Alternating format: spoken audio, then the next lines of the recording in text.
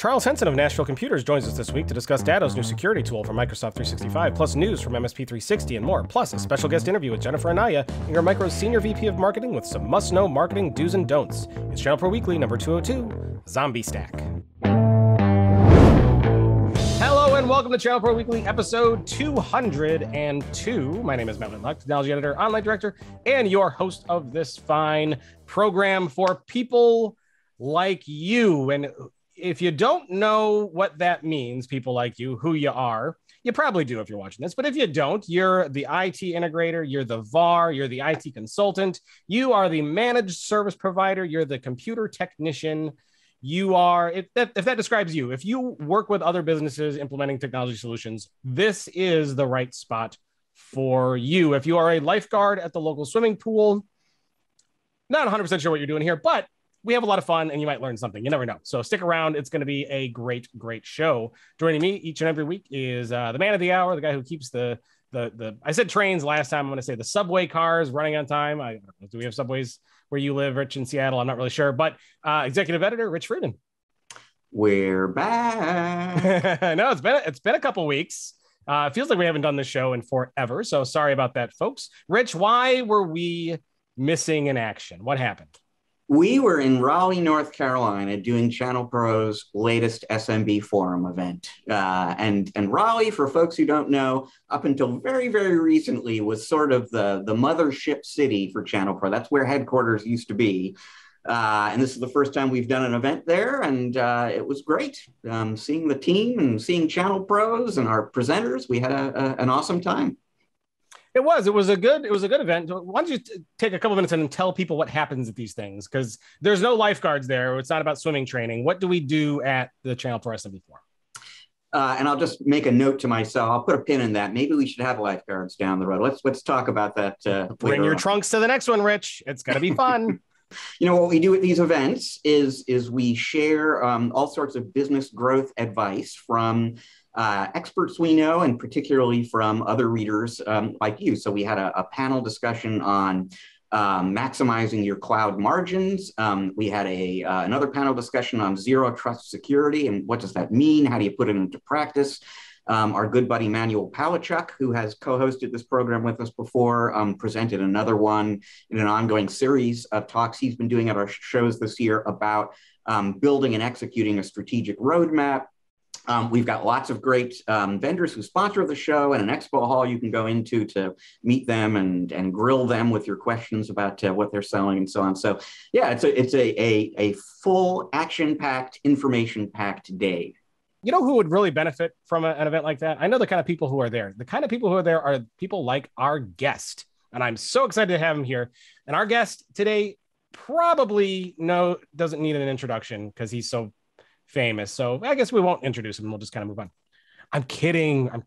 He's currently serves as the owner of Nashville Computer, where he started his 30-year-long career in IT as a computer technician. So he started at the bottom, worked his all the way up. Since then, he's risen to fame as the ambassador to the IT industry, authoring several best-selling books, gracing the cover of ChannelPro SMB magazine, and even featured as a cast member in the documentary film Cybercrime. Please welcome Charles Henson. Welcome, Charles. Thanks, Matt. Thanks, Rich. Glad to be here. How does it feel to have your whole life summarized in one paragraph? Wow. You know, saying that I've been in this industry for 30 years makes me feel really old. So how's that? Mission accomplished, I suppose. No, that's not a mission. Charles, I'm really excited to have you here. You've really made a name for yourself in the IT industry, and well, I kind of wasn't kidding. Most people probably don't need an introduction for you because most people kind of know who you are. But why don't you tell us a little bit more about you and kind of like how you started at Nashville Computer and how you got to where you are today? Yeah, so I joined the military when I was 17 years old. Went to basic training in between junior and senior year. Moved to Nashville. I got the GI Bill to go to school and got into technology. Went to ITT Tech back in the day. Got a part-time job building computers. Back then, you had the SIPs and you had the little chip, pullers, and we were running DOS 3.0 back then. And that's where I got my teeth cut on building machines. And literally started back then. It was Info Computer, and started working there as a part-time tech while going to school. And so that's where I got my beginnings, and then was hired on full time after I graduated from school, and have done every role inside that organization except for accounting, which now I oversee and look at, but I still don't do it because me and taxes and that kind of stuff is not my forte. Never look at your own books. I think always have someone else do it, right? For lots of reasons, accountability reasons too. Oh my gosh, when you were talking about building computers back in the day, I remember when motherboards had all those jumpers that you had to set, for every little thing. Like if you needed to change like the RAM timing, you had to move jumpers around. There's lots of those. Do you ever not only that, but the hard drives, MFM, RLL, you had to set the head sectors and tracks. And you could change those a little bit and get extra space out of that 30 meg hard drive. I mean, the tweaks that we used to do back then, how reliable was your data going to be after making those tweaks? Luckily didn't lose anything, but overclocking processors, it's a lot of fun back then. So you've made quite a name for yourself in the IT industry, including, authoring several books. Tell us about some of the books you've written. Yeah. So the first one was cloud computing, what people need to know. And the reason I wrote that book was it was a report on cloud that, the 27 things you need to know about cloud. I turned those into chapters, put it on Amazon. And the reason behind that, it's a self-published book, was because I wanted to be able to ship that or send it from Amazon to clients, prospects. And so if I'd go out and meet with a prospect and they're talking about cloud computing and moving their stuff to the cloud, I would then go onto Amazon when I got back to the office and mail them a copy of my book. So they get this nice little Amazon envelope. They open it up and there's me as the author of the book. They probably never read the book, which wasn't my point. It was just to build that credibility of why you should choose me as the MSP over everybody else. And then my latest book is the MSSP Playbook. And that book was birthed from watching and seeing at that time around 30 MSPs that became a target. They were getting hacked, cyber criminals were hitting them. And I met with my team and I was like, guys, we can't be that next target. Like we've worked all these years, we're a multi-million-dollar company now, and we're going to be a big target because all of our clients, once they get into us, they're going to get access to our clients. So what do we need to do to lock down our company? And so we went through and we created a checklist. We went through setting up 2FA on everything, changing passwords across every device and every site. And I mean, we really just took a deep dive into that. And IT guys always think, I can knock that out. We made it a quarterly initiative. Well, it didn't happen in 3 months. It took over 6 months. But in that timeline, I ended up writing out a lot of the different things that we did to harden the security of our IT company.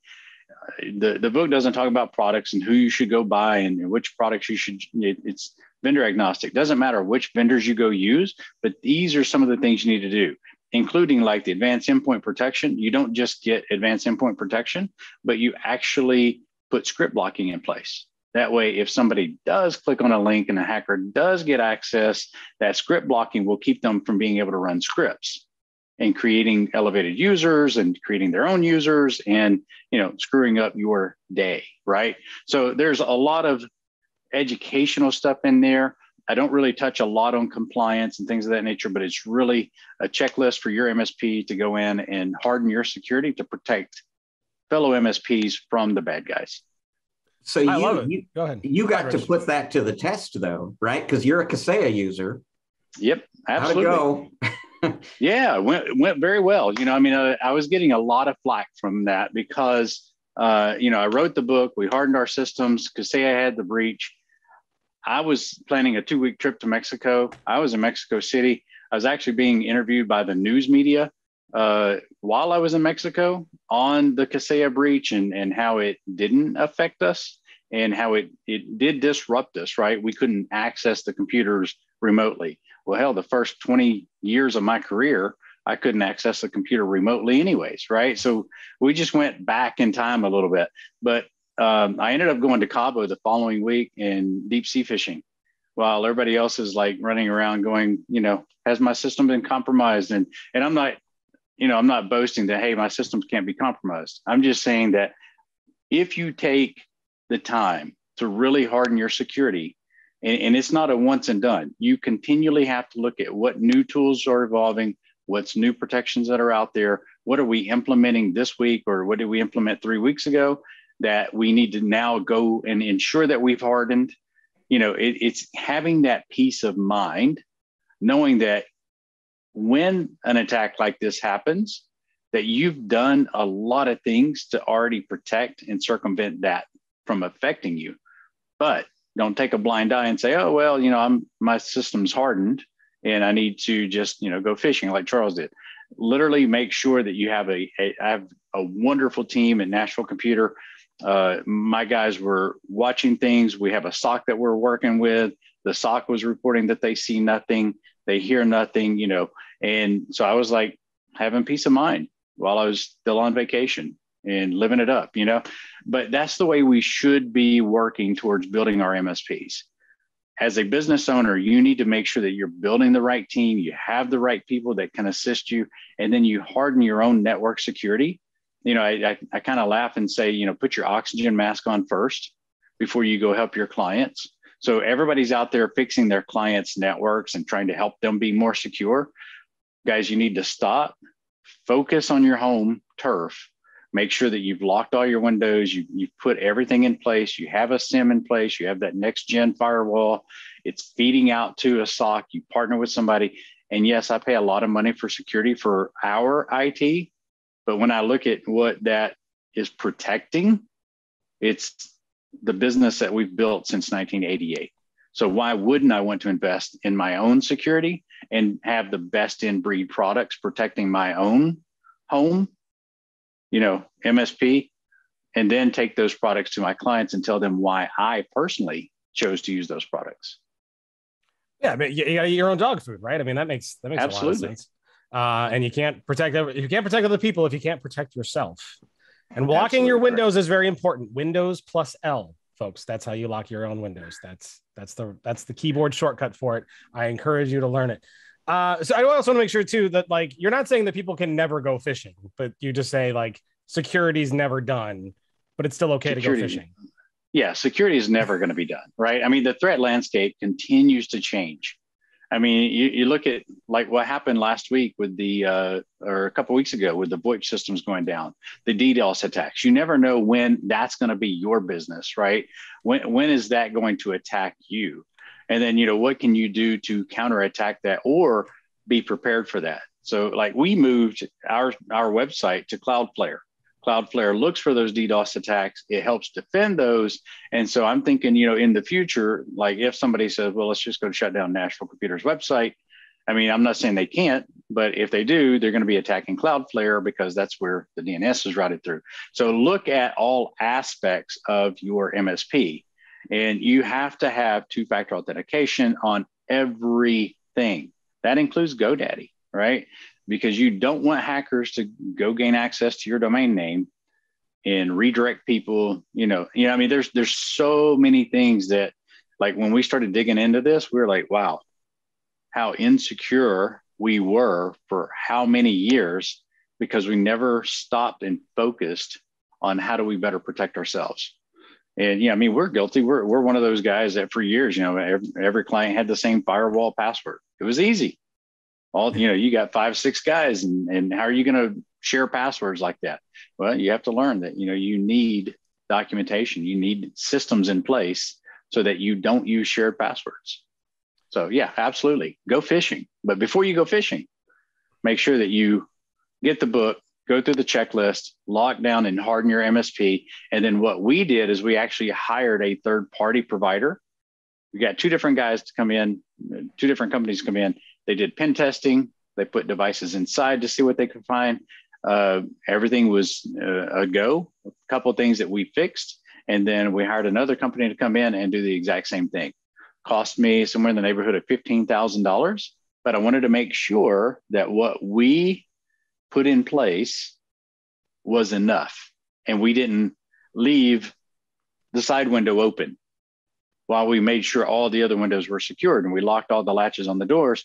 If we failed to lock one window, I wanted to know that. So I wanted to spend the money, didn't want to spend the money. I was willing to spend the money to ensure that somebody double checked what we do and what we did. For sure. That's a great thing to tell customers too. I mean, what a marketing story that is as well. Like, hey, you know, we know that what we did here works and it can work for you. So that's really, really smart. The last thing I want to ask you about, which I've been dying to get to, is this documentary you were in called Cybercrime. How did you tell us about that and how you kind of got roped into that? But, you know, they say there's never dumb luck, right? But sometimes you just have dumb luck. It's the guy that was actually doing the filming of it and pulling together the cast members. I know him through the technology world, right? And so I've been to different events with him. And so he reached out and he's like, hey, man, we're doing this documentary on cybercrime. I know you're constantly doing webinars, you're doing seminars, you're constantly educating your clients, you're speaking for, you know, banks and different vendors are flying you around the country. He's like, I can't think of a better person to come in and talk about this. He's like, what do you think? And I'm like, yeah, sure. Like, what do you want me to do? How do you want me to present it? And at the time, we didn't all get together and film this thing. It was literally, he flew in with his equipment. We set up with a green screen and it was an interview type process. But one of the things that we talked about, well, there's many things that we talk about in the documentary, is like Wi-Fi passwords. Is it secure? Is it insecure? You know, I mean, and everybody knows here, you know, all the tech guys know that, you know, we're using SSL and it's security and it's harder to break into that Wi-Fi. But what I did is I went down to a local coffee shop and I set up a couple of systems with some Wi-Fi devices, and I became the man in the middle and I grabbed some passwords out of thin air.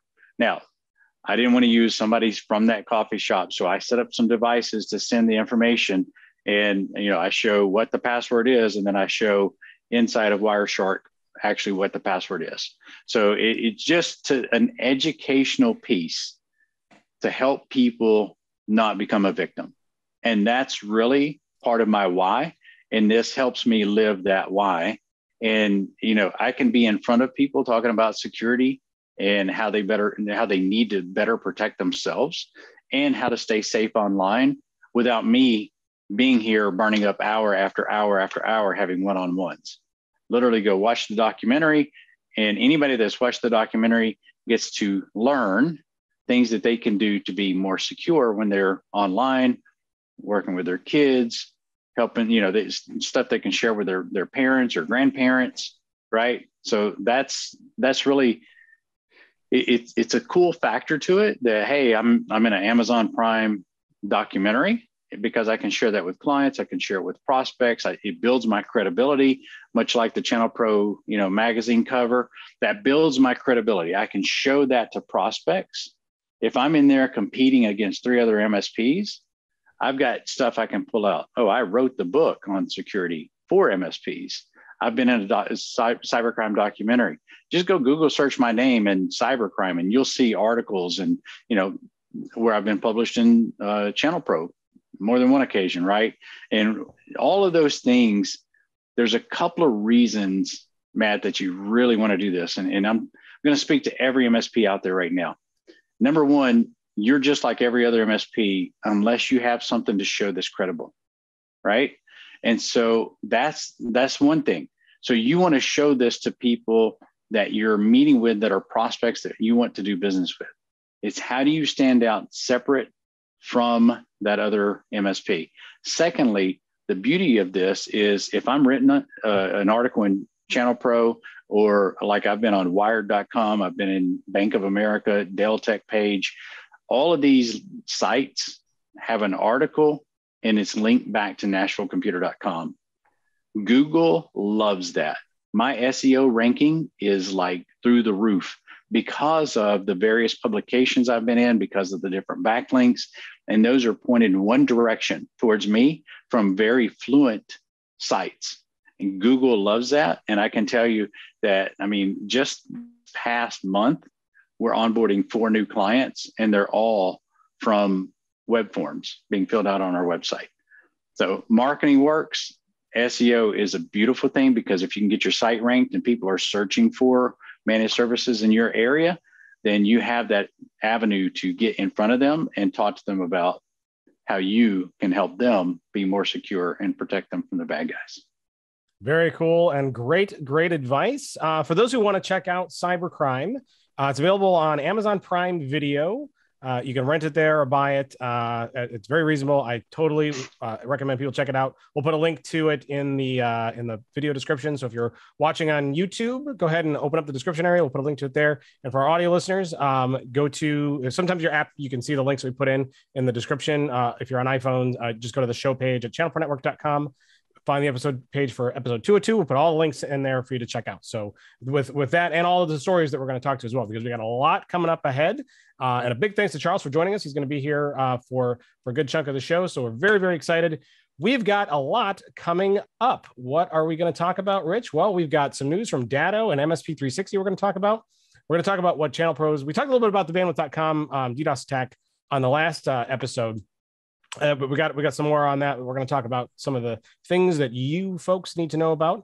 We're going to talk a little bit about opportunities in the security questionnaire. Ooh, can't wait to get to that, Rich. Sounds exciting.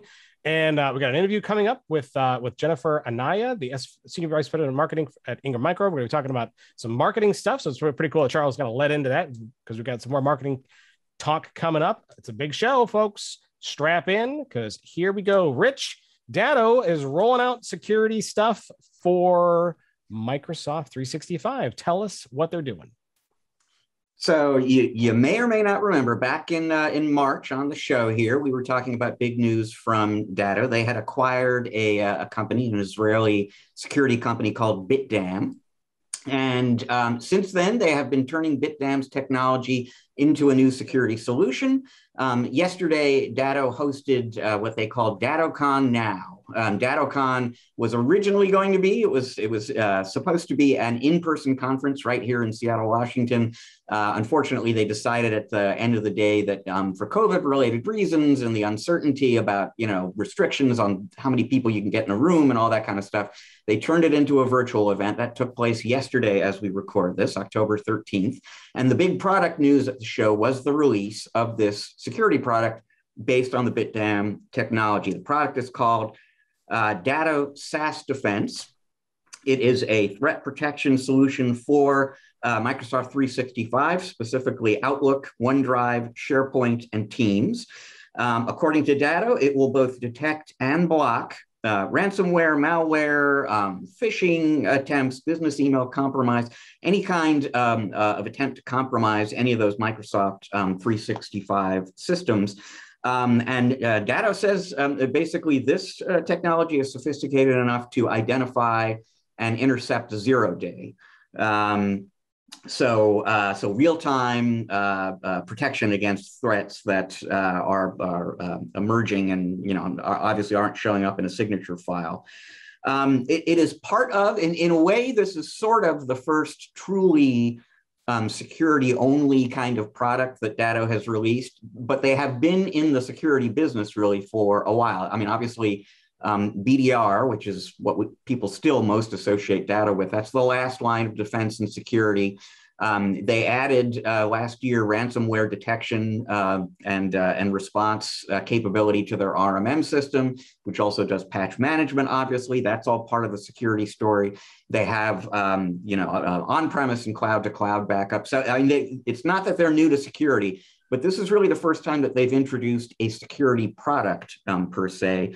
And it will not be the last time they do this. They didn't talk about it in any great detail with me, but they did say, in fact, Tim Weller, the CEO of the company, during a keynote at DattoCon yesterday said, and I quote, "We are in the beginning of the largest technology cycle in Datto's history." And in a subsequent interview with him, he explained that a couple of years ago, they hired a new CTO named Bob Petrocelli. Since then, they've been working behind the scenes on a number of different things. And he said over the next 12 to 24 months, you're going to start seeing those new products come to market. You're going to see the Datto product portfolio expand. And some of that, I'm sure, will be security related. It didn't sound like all of it will. So there will be probably a lot of product stories for us to talk about on Channel Pro Weekly out of Datto in the next year plus. It's a lot to go through, but I want to focus mostly on the new SaaS defense product. And I'm really glad we got like a security expert on. So Charles, I kind of want to turn it over to you. What's your take on this? I know I'll kind of preface this by saying a lot of people's businesses is like all ingrained in Microsoft 365, and protecting it is more important than ever. Is this enough? Does this look good? What do you think? Yeah, I mean, it looks great from, standing out here looking at it. What we know that clients need is the ability to have a link scanned because they're not smart enough to hover over it. I've talked about this for 5 years. Hover over it, see where it's trying to direct you. If it says download equals true, it's probably trying to download something and it's probably going to redirect you, right? But people, we have to protect people from clicking on things and getting things in their inbox and responding to things, right? Like literally like, hey, I need you to go do this. If it looks like it's a phishing attack, if it looks like it's asking you for financials or money or go buy me this gift card, we need that extra security flag that says, hey guys, don't do this, right? The way I see this product is much like, the seatbelt in the car, right? We get in a car to drive, and we're looking to see if there's pedestrians walking across. We're looking to see if there's a car turning left, somebody running a red light, right? So we get in that car, we put our seatbelt on, we think safety. We're constantly looking for anything that could be dangerous. The problem with people sit down at work and they're trying to get work done. They're thinking, what am I going to have for lunch? What am I going to fix for dinner tonight for the kids? Oh, I need to be planning my vacation. And you get an email in it says, hey, I need the date of birth, social security, and everything of every employee here so we can do background checks for this new client we're doing business with. All they're thinking is, let me get this done so I can move on to my next task. Or I don't even have time to do this crap. Why do they keep throwing more work on me? And they don't stop and use caution. So these third-party programs like this, looking at the email as it comes in, looking to see if it's something that is not legit, right? Verifying the sender is actually who it says it is. And all of those pieces of it is very beneficial. And the cool thing is it's something that you could easily go talk to your clients about and upsell them on. Our clients will buy these products at a good margin, right? If what Rich talked about, if you go back and read his article, he talks about selling it at the right margin and making profit on this stuff. So Office 365 out the door, Microsoft's going to give us a few pennies, all right? But if we can add backups to that from Datto, and then we can add the SaaS, security, that is going to add more value, and you're going to start making more revenue off of those products. And so why not take it to market, get it for yourself, number one, send yourself a few tests, make sure you understand how it works, understand the portal, the logins, everything like that, and then set your margins properly so that you're not just making $1 on it, right? Go make $2, $3, $4, $5 if you can. Make 70 to 100% or more gross profit margin on that so that you can afford the admin people to keep managing that. And I think that's one of the things that MSPs do is they're like, oh, it's another product. My client's not going to buy that. And, even if I sell it to them, I'm only going to be making 50 cents off of it. That's the mindset of a lot of MSPs. And I just want to encourage everyone to, you have no idea what kind of car I'm shopping for and what features I want on it. And if I want leather or, non-leather seats, you know what I mean? Like you're not going to go buy a car for your client. Why would you buy this product in your head for them? Why not sit down, talk to them and say, look, this is what Datto's offering now. The threat landscape has changed and email is the number one threat factor. It has been for a long time and it continues to be. So take this product, evaluate it, share with your clients what all it does from a security standpoint and show them the value that it brings to the table, and it threatens their risk. And if they can lessen their risk with a little bit of money, that's money in your pocket and less time you have to go out and let's face it, if it helps prevent a ransomware attack, it saved you an entire weekend or week of work trying to recover from backups. Absolutely. And I'll point out too, I think a lot of MSPs are very, very sensitive to bundle bloat because we've seen that a lot over the last 10 years. The bundles keep getting bigger and bigger and bigger and bigger and bigger. But right now, in particular, at least around security and ransomware, I wouldn't say that your customers are going to be hesitant to listen to something that could really save their bacon, because there's been so much of this stuff in the news, and it should be a pretty easy conversation to have, and probably one that you're not going to get a lot of resistance to. I mean, I guess some people would, but probably not a ton, right? Now, Rich, did they talk about the specifics in terms of pricing it? They say they're leaving a lot of room for margin, but I don't see like what the per seat licensing costs were. What did they talk about that? Datto pretty much never talks about that. They don't publish their prices. They don't talk about their prices because they don't want end users to find out and then see how much margin the MSP is adding on there. So I don't have specific numbers, but yeah, you're right. They did say, trust us, the pricing is appropriate here, that you're going to be able to make some decent margin. And I mean, the specific example that Tim Weller, the CEO over there, used during DattoCon yesterday is he said a lot of Datto partners, when they added SaaS protection, the cloud-to-cloud backup system to Microsoft 365, they doubled their margins.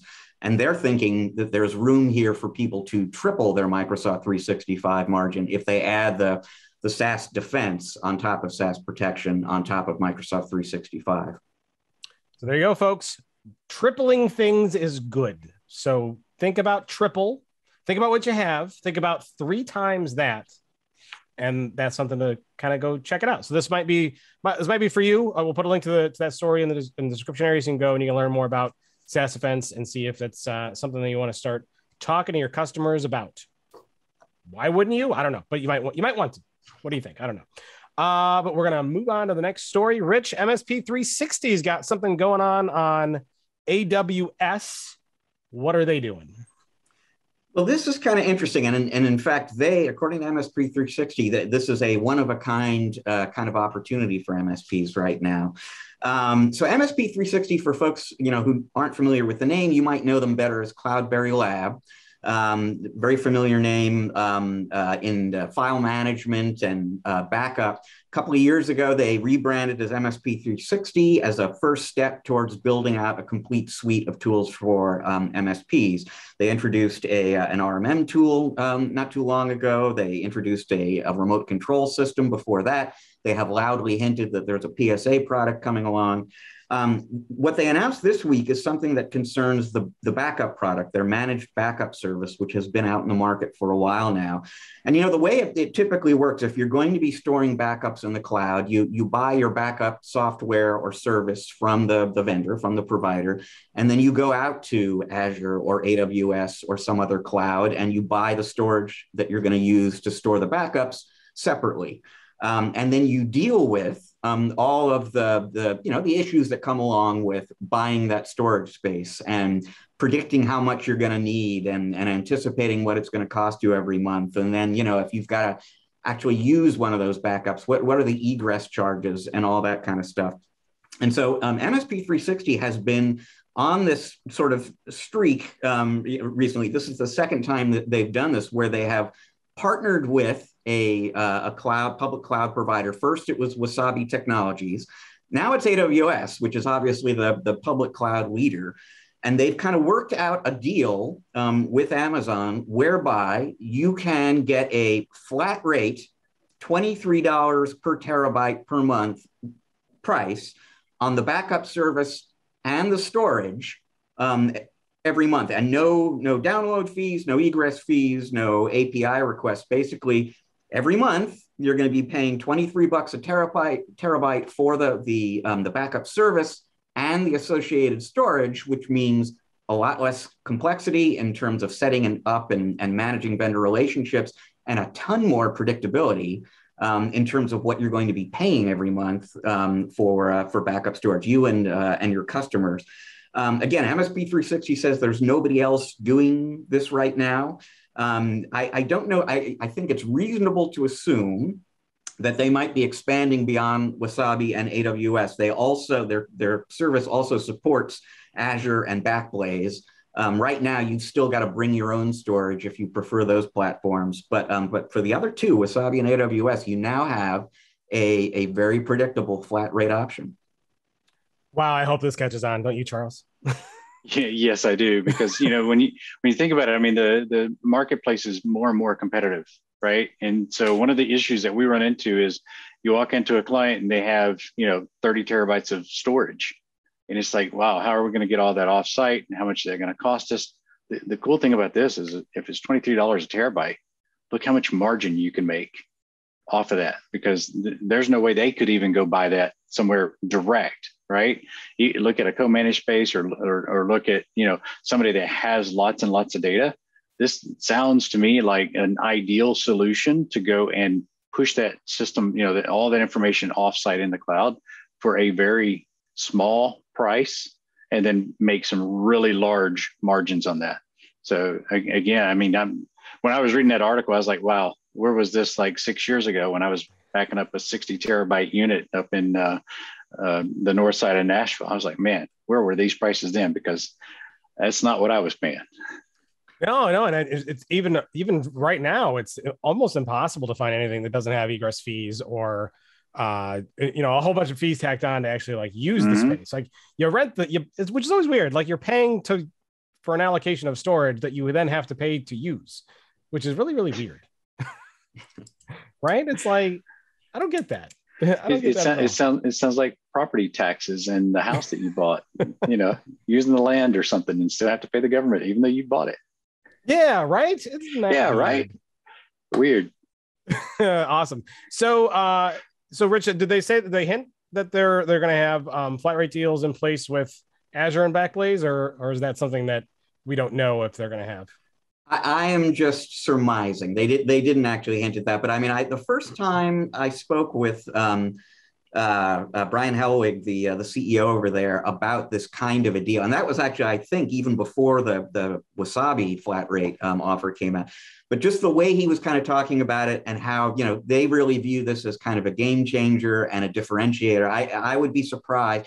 Now, the thing I will say is that they need to have a willing counterparty to make this work, right? So that you've got to, they would have to go, if they're going to expand this to Azure, they've got to go talk to Microsoft and say, look, here's how it's got to work. That the flat rate has to be truly a flat rate. There can't be egress fees. So they need somebody who's willing to work with them on this. And they got that in Wasabi and AWS so far. But I would be surprised if they weren't at least interested in, doing this on all the storage platforms they support. Yeah, like I said, I hope this catches on and becomes the new norm, because that would simplify things for a lot of people and make cloud backup and storage a little bit more reasonable, don't you think, Charles? Absolutely. Yeah. I mean, it's one of the biggest costs when clients have large sets of data. It's one of the largest costs. Like sometimes our backup fees exceed what our managed service fees are.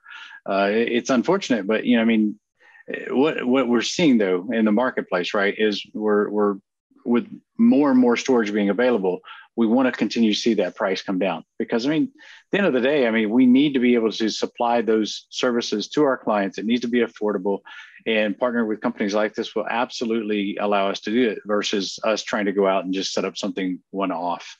So I'm really happy to see that, and was glad to read that this morning. Awesome. So good news for everybody, folks. Go and hit the show notes and check out this and go learn more about it. Might be something interesting to you, especially if you're spending a heck of a lot of money on cloud storage. Now, Rich, we talked about this next story a little bit a couple weeks ago, and we got an article up now. It's called "What Channel Pros Need to Know About the Bandwidth.com DDoS Attack." Rich, what do channel pros need to know about the Bandwidth.com DDoS attack? Well, you know what? I will confess, it's been 2 whole weeks since we've recorded a show, and I had kind of forgotten we talked about this a little bit before. At that time, this was all happening in real time. In fact, Charles and I were both out at the same conference in Dallas when all this was going on. And we did talk about it on that episode. The article that we're referring to here, I had not written it yet. It had not appeared. So this is sort of my take on that whole story that is maybe a little bit more detailed than the conversation we had about it before. And basically the deal, it's interesting.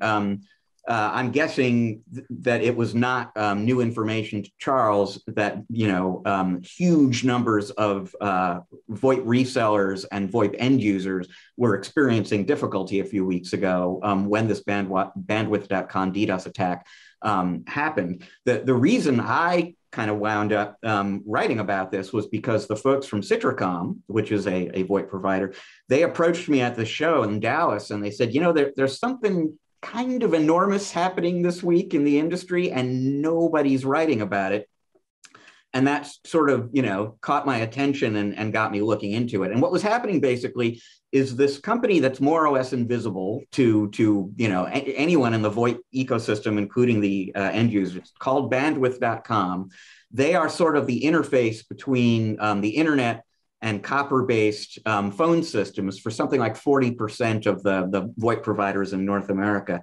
And they got hit by this giant DDoS attack a few weeks ago. And, they fought it off, and then the attackers came back with a different technique. And like for days, they were sort of fighting this battle with the attackers before they were eventually able to just get rid of them.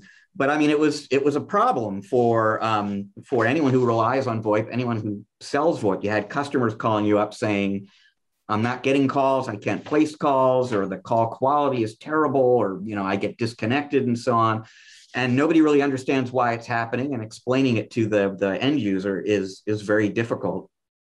So there is some detail in this article about, I spoke to Citracom, obviously, I spoke to BVoIP, another VoIP company, and they were very good at basically helping me, a kind of VoIP novice, begin to understand why fixing this problem isn't as easy as flipping a switch somewhere or, changing platform. I mean, there are certain things that are just kind of difficult to reposition and port and so on when you're dealing with VoIP, or at least difficult to do very quickly. And so a lot of this I probably did review in the last episode, but one thing I'll just do is quickly run through some takeaways from this story that Citracom and BVoIP and partners I've spoken to have sort of left me with. And number one on the list is, don't think of this as a bandwidth.com problem. Bandwidth.com was the victim this time, but it will be somebody else another time. In fact, a week or two before bandwidth.com got hit, a Canadian, a similar company in Canada called VoIP.ms got hit. A few weeks before that, two different companies in the UK got hit. This kind of thing is going to continue happening because, as I kind of think about it, the bandwidth.coms of the world are like the colonial pipelines of voice. They're a big target. They're a choke point on something that is critical infrastructure. People are going to come after them. And the folks who partner with Bandwidth actually say they dealt with this pretty well, about as well as can be expected. So it's not a bandwidth problem. It's a bigger problem than that. It is not so big a problem, though, that you should stop selling VoIP. And one reason for that is, even if you just decide VoIP isn't reliable enough, or secure enough for my customers, you're still going to be affected by these kind of things down the road, because even wired traffic these days is crossing IP networks at some point. So there's really sort of no escaping this particular issue. And this is advice that's coming obviously from VoIP providers, so you have to kind of factor that in. But they said, look, this is proof positive that you don't necessarily want to go with the low price provider in VoIP. If you're going to have this kind of an issue, you want to be working with a company that has the infrastructure and the people and the expertise to take care of you and your customers when this kind of thing happens. Another thing, there are people who, in a bid to get margin, will kind of go out and roll their own VoIP solution. Take caution about that approach. You will collect more margin, but when something like this happens, even if you have some sort of partnership with a company like Bandwidth yourself, they do business with Microsoft and Google and Ring Central. Whose call do you think they're going to return first? So there are some risks entailed in that roll your own kind of approach to VoIP. And then, last but not least, is now would be a great time to call up your VoIP provider, whatever VoIP vendor you're working with, and just talk to them a little bit. Let's say this happens to us either again or in the future, how would you deal with it? How prepared are you to deal with this when, not if, it happens later on? So from a MSP standpoint, I can tell you that I was actually in the office on that Monday. We're having a company meeting. The phone's ringing. So I ran in the next room, pick up the phone, and the person couldn't hear me. Yeah. And Wow. I'm thinking to myself, wow, do I not know how to answer a phone? And then I hung up, and then they call again. I'm like, and then my dispatcher's over there frantically writing down the phone number of the people that are calling in, but nobody can hear us. So we immediately had to roll over to, hey, have our number directed to a cell. And so the other thing you need to talk about with your VoIP provider is, what does a continuity plan look like when this type of attack happens in the future, right? Like this was the first one for us that really affected a lot of our clients. And we're a Citricom partner ourselves, and it's not a Citricom problem, right? So we can't go calling Citricom saying, hey man, what the hell are you guys doing down there, right? Like somebody go knock on the tech guy's door and say, hey, break time's over, go fix this problem. It's not that kind of a thing. I don't care which VoIP provider you had. If they use those carriers or bandwidth.com, then they were going to be affected. So have the conversation with your clients to let them know that, this it's rare. It is going to happen. I mean, everybody remembers when eBay first started, they kept going down as people were getting furious because their auctions were, they couldn't, they'd go and they're waiting to bid on something on auction and the site would go down. Well, they fixed that over time, but there's no 100%, right? Because of the world that we live in, and because we are dependent on the internet, the infrastructure that's back there, what is it that we need to do when there is a problem? That's the piece that I think MSPs need to take away from this DDoS attack is, what can I do in the future to make sure that when it happens, I know. So we communicated 3 different emails over the course of a 48-hour stance with our clients. So we have, we've got our CRM system, we got our clients queued up in there, and we know if we have this type of an attack, then we can go send that, right? So we know every client that has VoIP. Those are tagged in our CRM. We knew, we learned what was happening, and then we digested that and then regurgitated it back into English so our clients would understand. And then we put out hey, yes, you're still going to have problems. And the other thing we said is, we can redirect your phones to a cell phone temporarily while this outage is occurring, right? So we were there to support our clients, even though the attack wasn't on us. We were there for our clients. That's a value add that we bring to the clients. And it's something that every MSP out there needs to do, is have that contingency plan. What does the business continuity look like when something like this happens? So I'm with Rich, go talk to your VoIP provider and say, hey, if this had affected us, what should we have done? What would have been those things? And then ask them, do you have collateral? Do you have information that we can send to our clients? Because Citricom did. Citricom was like, hey, guys, this is what's going on. Here's, you can take this information, regurgitate it, send it out to your clients and let them know what the root source of this attack is. It makes me think that there's probably other examples of what I would call hidden infrastructure. Like major things, like 40% of all VoIP stuff goes through this. This is like a major hidden target, right? Should companies like Citricom and other VoIP providers, is it time to start thinking about having failover for major infrastructure that you may not be visible to the customer? Like, should they have a backup solution for this? Man, I feel like these companies work on that, right? But I'll use the Nashville bombing. If you're not familiar with that, go Google search Nashville bombing AT&T. And what you're going to see is a disgruntled employee that used to work for them parked his RV next to AT&T's building downtown. I knew what it was. I knew what was in there because I'm a tech guy and I kind of geek on that stuff. But it's a brick building down on 2nd Avenue across from all these restaurants, and the top of it's a parking garage. That's AT&T's infrastructure in Nashville, right? Number one, it came very close to flooding back in 2005. And then this guy pulls up there in his RV and he's blaring out that, hey, there's a bomb going to be going off. Please evacuate the area. Like, he's letting people know. He sets off the bomb. It blows a huge wall in the side of AT&T's infrastructure. the fire department come in, the backup generators kick on, everything is functioning, the internet's up and running, the fire department's dousing everything, and they flood the basement. The generators go off. Like, you know what I mean? Like, who would have prepared for that? And it took AT&T about 60 hours, but we had clients. Luckily, it was like on a Saturday, early Saturday morning, like 6 a.m. And we had clients that had VPNs down, you know, which they're worldwide clients. So they needed access to that. So we had to go in and set up backup routes.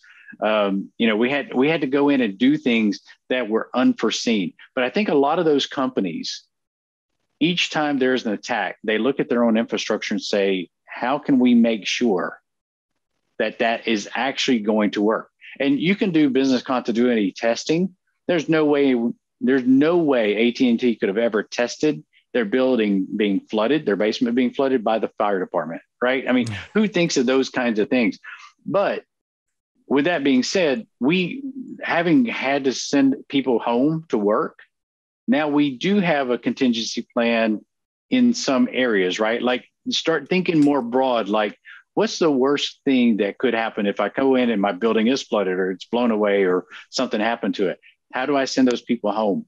You know, that's where like cloud applications, software as a service, you know, infrastructure in the cloud where you can just remote into something is very beneficial.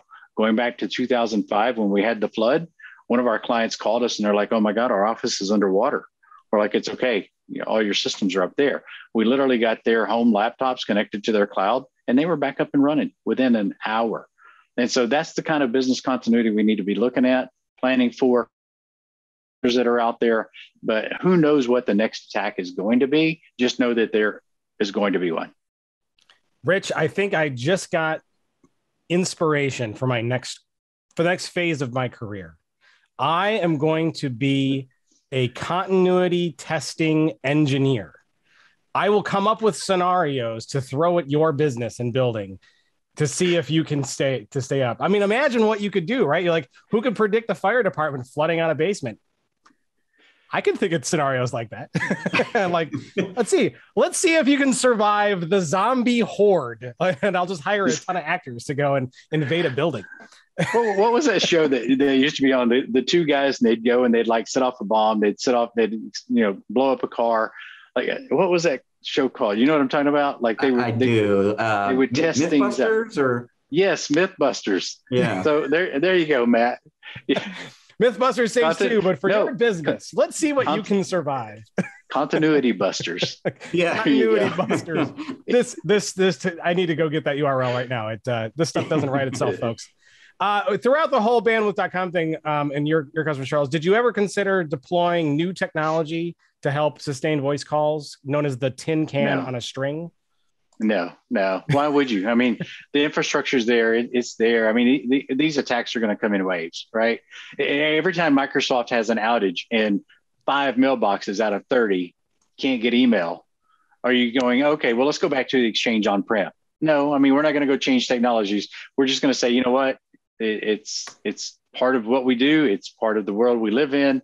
And how do we make it better? And how do we do what on our part, what we can to ensure that the clients are in the know, they understand that it's out of our control, and or if it's in our control, that what we're doing to work on it, right, to get them back up and going.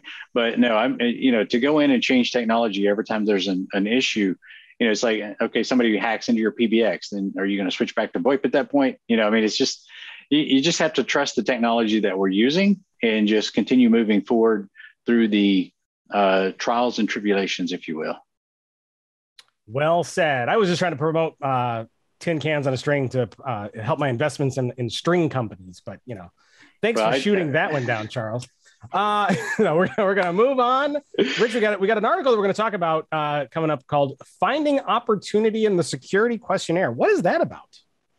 So this is about something. This appeared in the most recent issue of our magazine, by the way, and it concerns something that was new to me. I'm going to be really interested to see if this is old hat to Charles. But a few months back, I was having a conversation with a security consultant who pointed out that, and this is actually kind of a healthy development, in the world with data privacy laws and regulations and compliance concerns out there, there are a lot of businesses that are increasingly, attentive to supply chain issues. And so if you're going to do business with them, they want to know that you're secure or as secure as they are. And so they are sending out questionnaires basically to their business partners, fill out this form and convince us that you're doing the right things around security.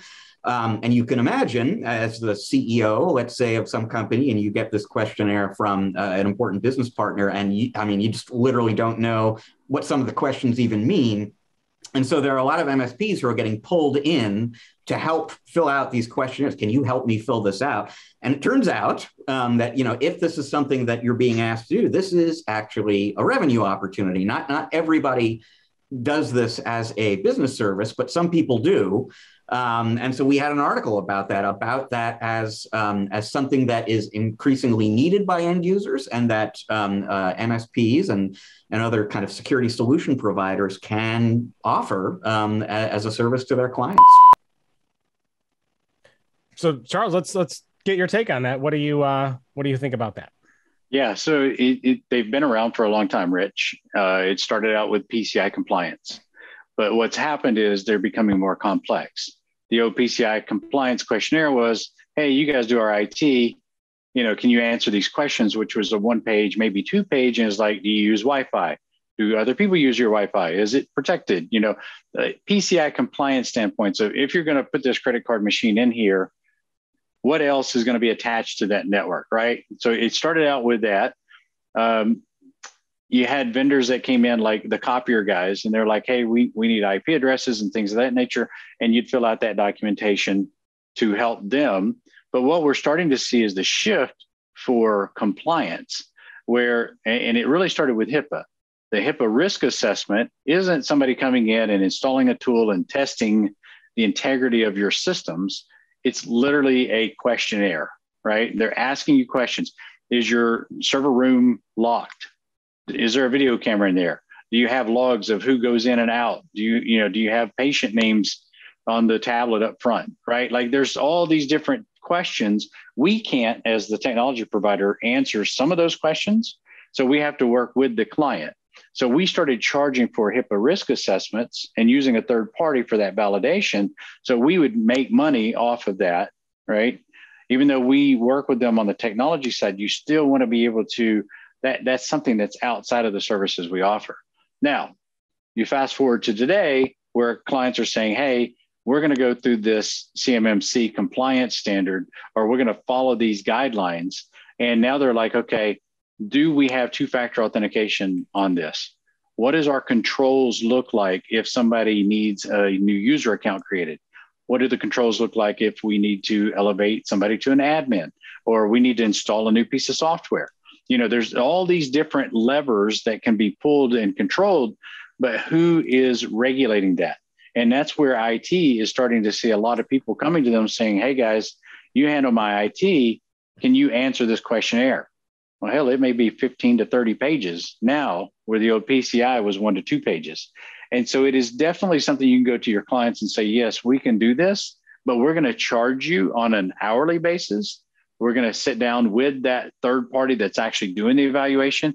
And I can tell you from experience, it takes a lot of time. I mean, a lot of time to go through talking about the controls, being interviewed. Not only are they going to pay a company to come in and do all the questionnaire, but then the time that the engineer has to spend with that person, as well as the office manager answering a lot of those questions, is absolutely a revenue opportunity for you to be able to go out there and generate some more income, because your time is valuable. And, I know that there's guys in the industry are charging in excess of $500 an hour for doing these types of things. And let me tell you, it's not what we enjoy doing. We're not fixing problems, right? We're not setting up security on things. It's literally like going through the questionnaires, answering it, and then saying, yeah, how are we going to deal with that? So if you have not been through any of those compliance standards as an MSP, I urge you to, number one, charge for it, but number two, learn from it. So systems and processes don't you have in place that you should have in place? So when a user calls the help desk and they say, I need my password changed, how are you going to verify that user is actually that user before you just randomly change a password for somebody? So what controls can you be putting in place inside your MSP for better security reasons, right?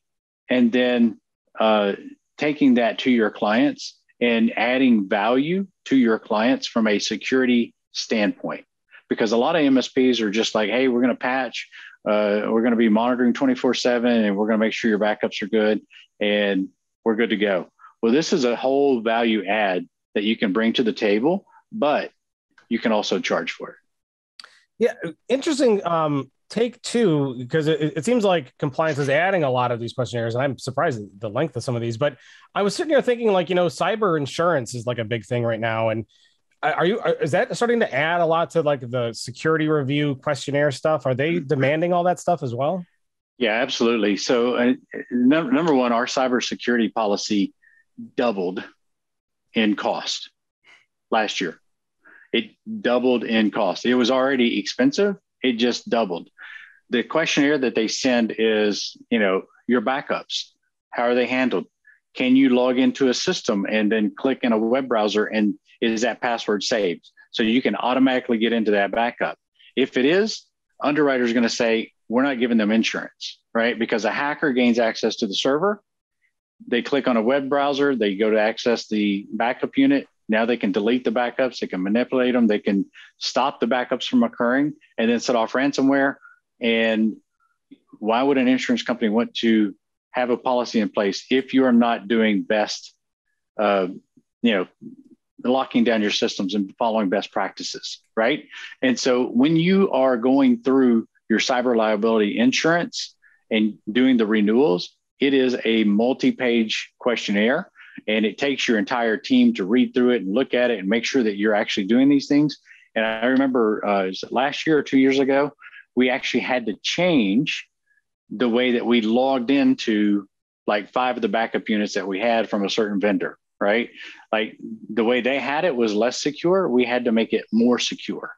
And so we had to kind of reinvent some systems, put things in place so that we would be compliant. Because the last thing I want to do is lie about my cyber liability insurance and then get hacked or breached.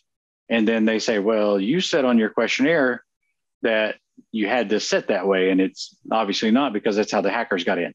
So there is a lot more to it today, Matt, than there ever has been. And underwriting is looking at that. They're taking a very hard look at that, because so many MSPs are under attack, because we are the new target, right? Because if they can gain access to us, then they can gain access to our clients. And why wouldn't you want to go attack one MSP and have 50 clients instead of trying to attack 50 different clients, right? You gain access to one, you get them all.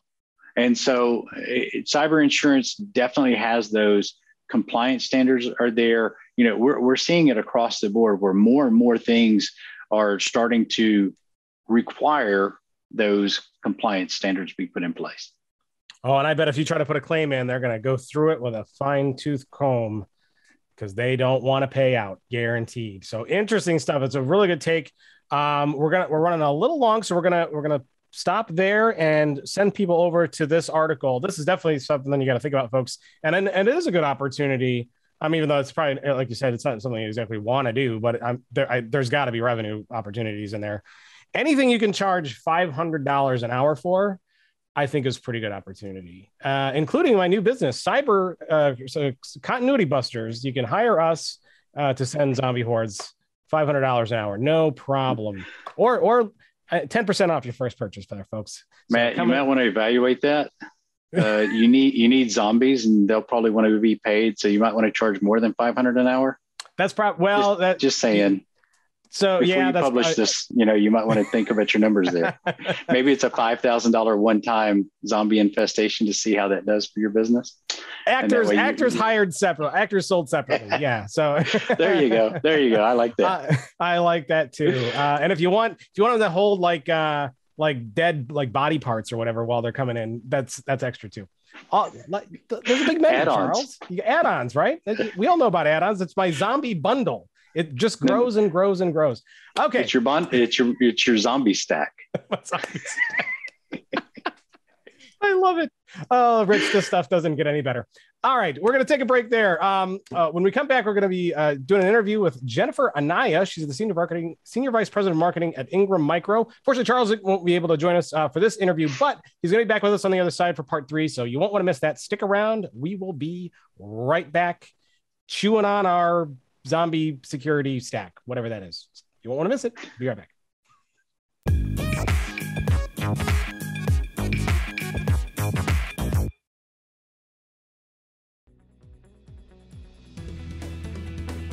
Ready to grow your business in ways you haven't even imagined yet? Tune in to B2B Tech Talk, Ingram Micro's global podcast, to hear what's next in the IT space. Industry leaders, subject matter experts, and more share their valuable insights to provide listeners with the best growth opportunities, with some interesting stories sprinkled in along the way. Listen, subscribe, and follow B2B Tech Talk wherever you listen to your favorite podcasts, because it's time to imagine more.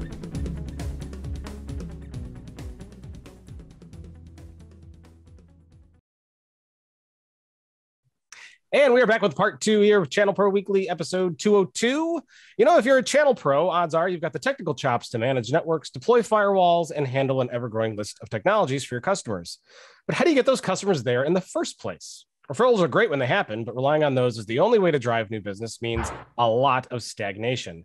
That's where marketing comes in, which is an area Channel Pros often struggle to get results. Now, here to talk more about that and give us some marketing do's and don'ts is Jennifer Anaya, Senior Vice President of Marketing at Ingram Micro. Welcome, Jennifer. Hi, it's great to be with you guys.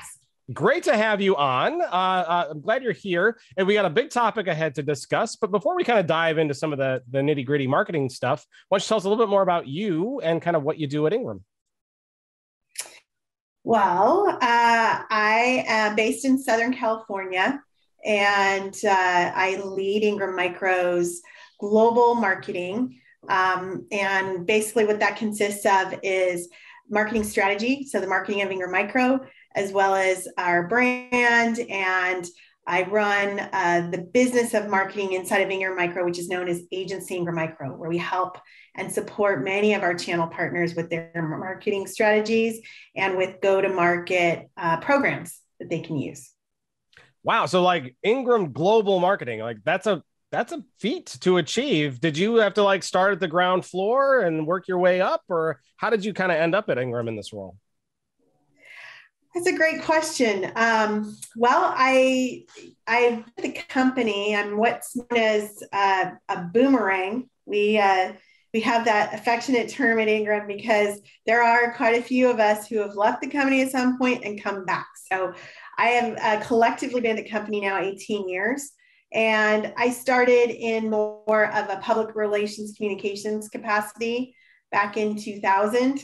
And I've worked in various roles at the company. Prior to that, I also was a head of marketing at other companies, as well as a head of PR and communications. So my career is kind of spanned in those channels. Very cool. That's awesome. Yeah, a lot of people start in comms and then kind of work their way up. So that's amazing. So you said you're in Southern California. I'm sure you do some fun things outside of doing marketing at the global level for Ingram. So what kind of things do you do for fun down there in Southern Cal? Well, the weather is amazing. So we get to do outside activities pretty much year round. So I have a horse, actually, and my daughter, who's 14, I have two daughters, 14 and 16. So my 14-year-old daughter and I ride together. We ride hunters and jumpers, which is an equestrian sport. So it's kind of fun. I used to do that when I was her age, and I've gone back to doing it for the last year, and it's been a blast. We also watch a lot of football in our house and all sports. My husband's a huge sports fanatic, and he also is a craft beer sales guy and aficionado. So we talk a lot about craft beer. My oldest daughter, who's 16, is quite an accomplished soccer player. So we spend a lot of time on the soccer pitch most year round, because soccer, I don't think ever. So that's what we do. Wow, that's amazing. So I don't know a lot about equestrian sports, although the area I live, there's horses and stuff everywhere. So you said you have a horse. Do you like ride the horse at the same time, or do you have multiple horses? Or do you rent horses? Do you like go and like rent them like at the Hertz Rent-A-Car or something?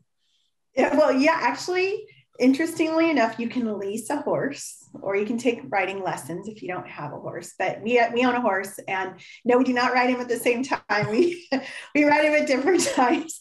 And he's a 19-year-old horse, German warm blood, and he started out in dressage. So I don't know if you saw in the Olympics any of the competition, but the dressage is that super formal, very like the horse just looks like it's dancing. In fact, there was a famous viral video of a horse dancing to house music. Usually they use like some classical kind of tune, and it actually went viral because it was really cool the way the horse was moving. So that's his background, but we're teaching him how to be a jumper and jump over those fences. That is so cool. I'm going to have to try and check out videos of that because that just sounds really, really neat. Now, Rich, I know you want to get to talking about marketing stuff, which we'll absolutely get to, but her husband's like a craft beer aficionado, and I know you're a big craft beer fan. So don't you want to ask anything about that? Well, you know, that isn't even the thing I wanted to follow up on. That is a football watching household in Southern California. Are we talking about the Rams, Jen? Yes, we do watch the Rams, but we are tried and true USC Trojan fans, although it hasn't been the most exciting and fun season this year. But we have lots of hope for the future with the season. I brought up the Rams because I'm in Seattle. I'm a big Seahawks guy. And I was thinking, maybe there's trash talking to come at some point down the road. Yeah, absolutely. You know, well, you guys have our old coach, so you're part of the reason why our season at USC hasn't been so great. So,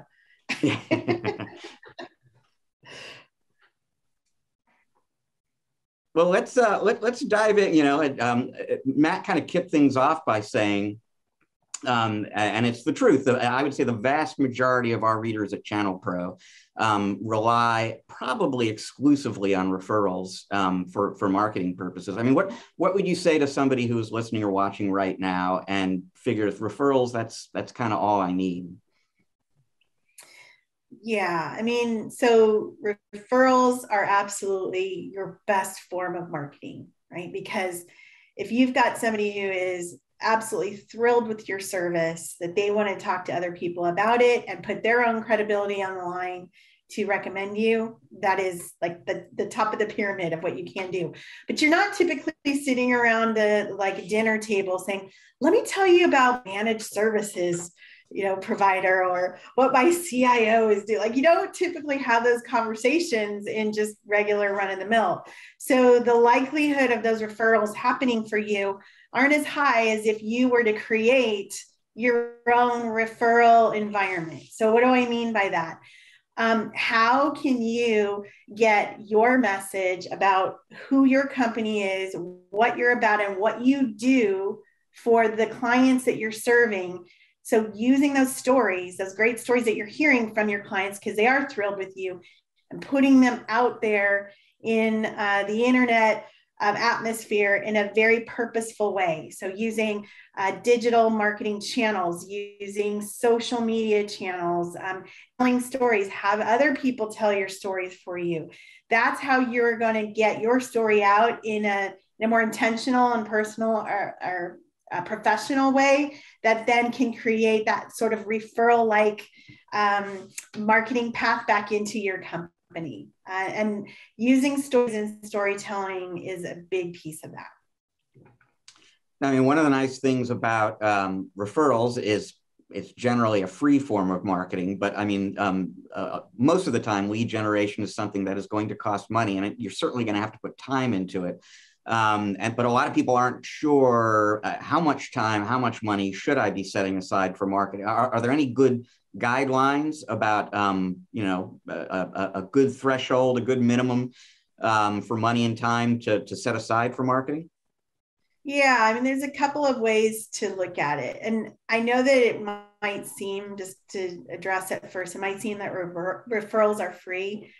They're not free. You know, you're clearly, the referrals are being created because you're creating an experience from your company and your services that is very comprehensive, meaning it's not just one thing over here and one thing over there. It's your service is both attracting people, and once they're there, you're keeping them there because you're providing a great service, and that service is being provided by all levels of your company, even down to the way your invoices are sent, right? And the way maybe your accounts payable team is working. So that referral is coming from that comprehensive view of how you're really operating your company. So, but how do you think about attracting and finding new customers and figuring out a right marketing budget? It comes in a couple of ways. One would be to think through, what are your overall revenues today? And you can typically look at a marketing budget that it depends on the kind of business you're in, but anywhere between 5 to 20% of what your revenues are. In our industry with channel partners, usually it runs in the 5 to 8% category, but even that's not really the best view of it. You could be spending 5% of your revenue on a marketing budget, but you may not be marketing to the right people. So another way to look at it is to work with your accountant or your finance team and really take a look at the profitability of the clients that you're serving today. So who are the clients you're serving today? What is a contribution margin percentage that you're receiving from those clients? And where do you see that your business is really performing very well, right? Both on a profit standpoint and on a delivery standpoint of, maybe where you're getting ranked from your clients in terms of quality or consistency, or why they love you so much, what they value from you so much. And if you marry those two things up, you're going to find a sweet spot of customers that you're able to serve profitably and at a very high quality.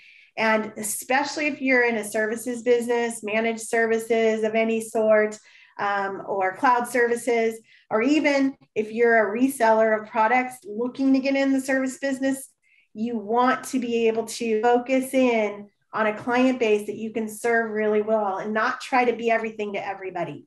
So that 5 to 8% of marketing budget should be super focused on those sweet spot potential clients that look like the ones that you're servicing very profitably today and at a high quality.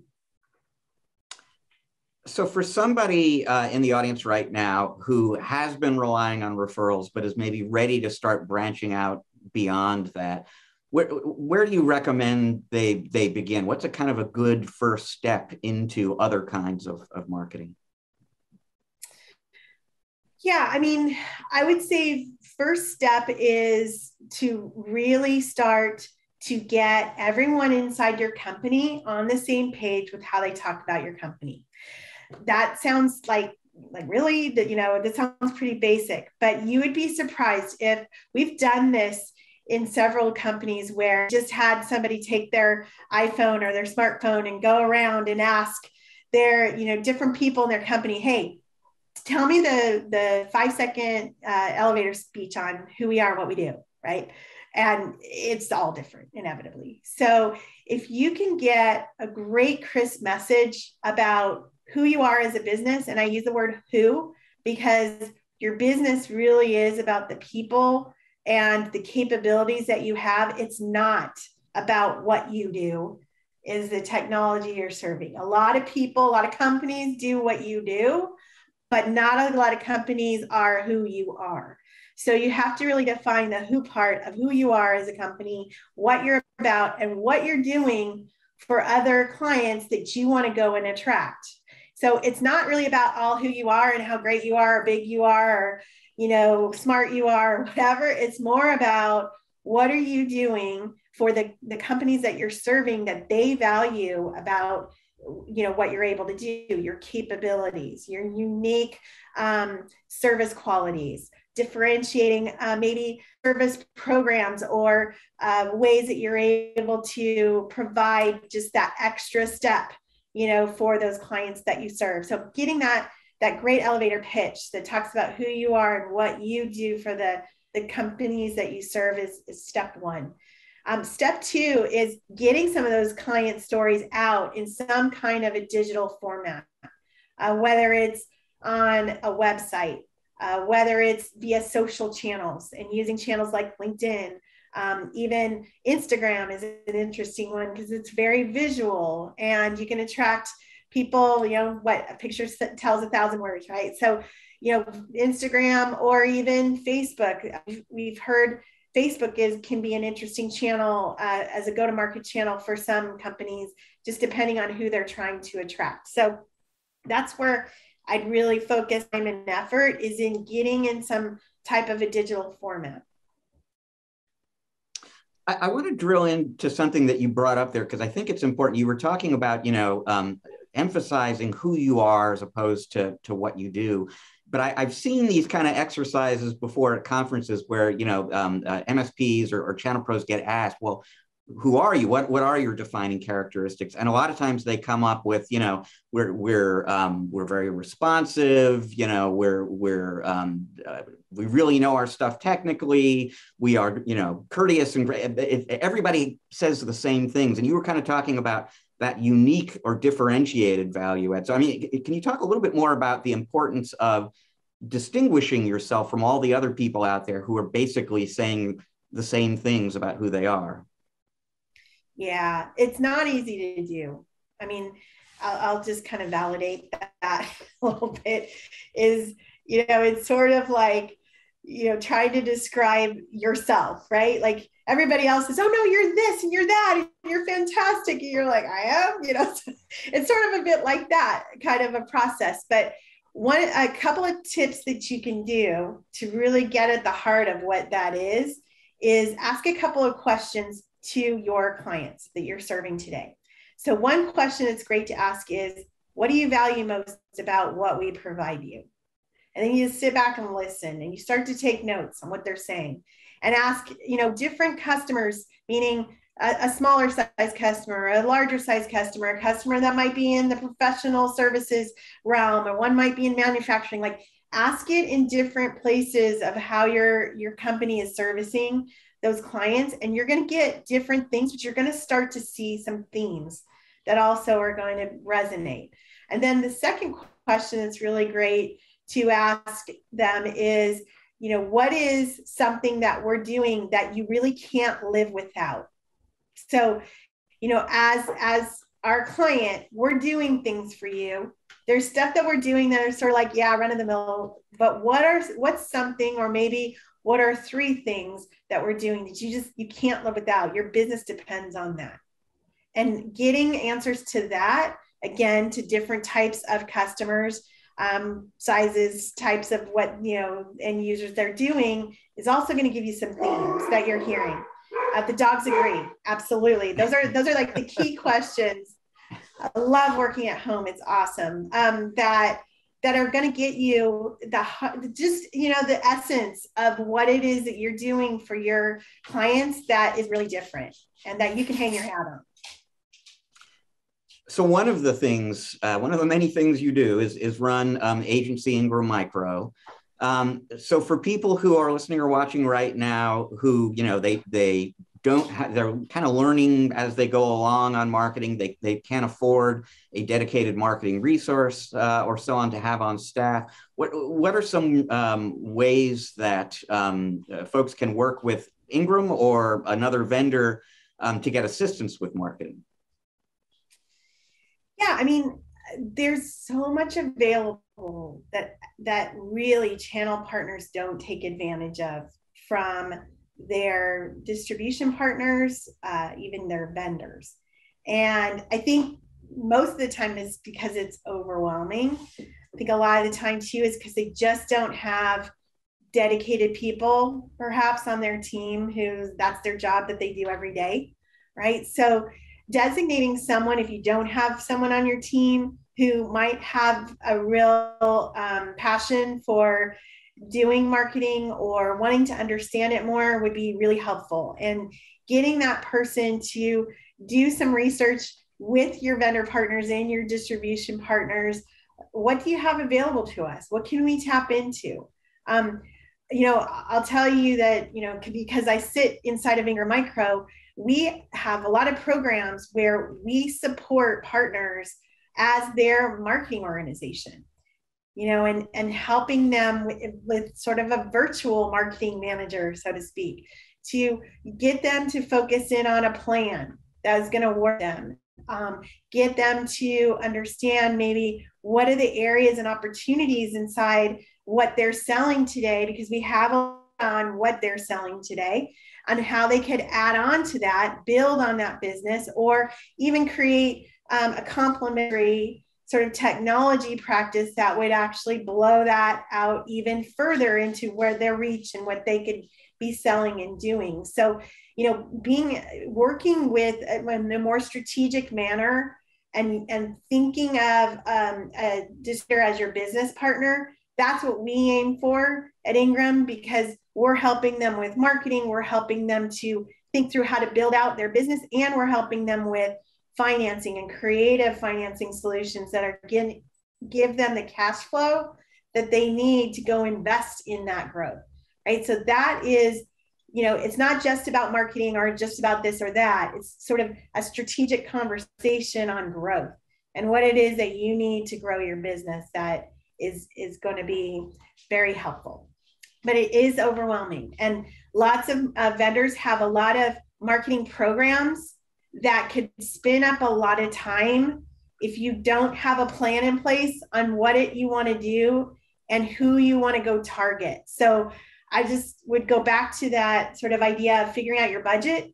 You really need doing some research on who your clients are that you're servicing today, and where your sweet spot of that business is, both on the profitability of your business and on the quality and delivery of maybe those vertical markets you're serving, is going to help you think through that plan more strategically, so that you can focus and figure out what programs are going to work best for you, rather than go and try to look at all the programs and kind of get overwhelmed by, so much that's out there that you don't know really where to start. To build off that question a little bit about, leveraging vendor marketing programs, because those are going to be, joint programs that focus on communicating a need or a solution or whatever, for the most part. When you do need marketing that's like marketing yourself, and I know there's different ways to do that, and I got a couple questions I want to ask you, but at some point I'm sitting here thinking, like, when does it make sense as a service provider to say, I'm going to do this myself, I'm going to work with vendors, or I'm going to go out on the social channels and do these things? But like, when does it make sense to say, I'm just going to outsource this to a firm? Is there a certain level, or is there certain verticals where that makes more sense than others? How would you approach that? That's a great question, Matt. I think you can approach it in a couple ways. First of all, historically in the industry, because we've been so aligned with technologies and sort of vendor partners, we've tended to market ourselves as what we do. Like, I am a Microsoft specialist, a Cisco specialist, or what, this is what I do.